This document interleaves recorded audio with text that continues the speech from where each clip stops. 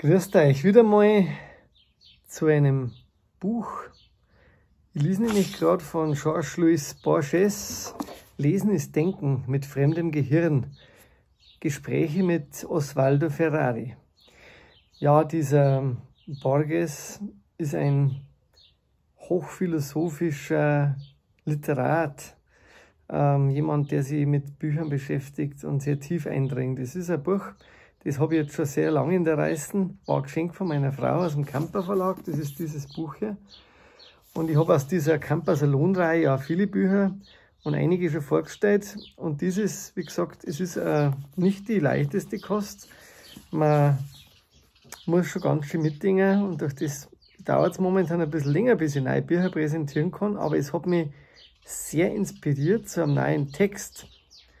Und weil ich jetzt gerade auf der Terrasse draußen bin, trage ich euch einen Text vor, den ich geschrieben habe.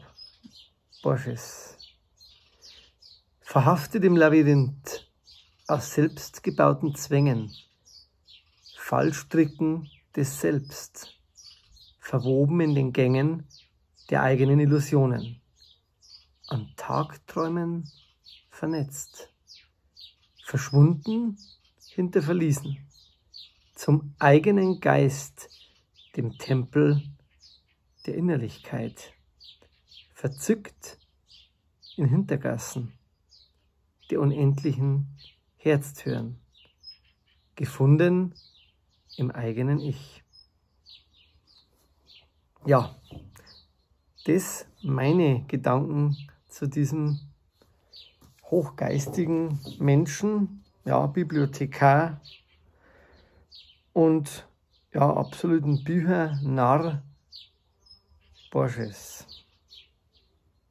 Macht's es gut und schaut auf meiner Homepage schon mal vorbei, wenn ihr Lust habt, www.wolfgang-hofer.de.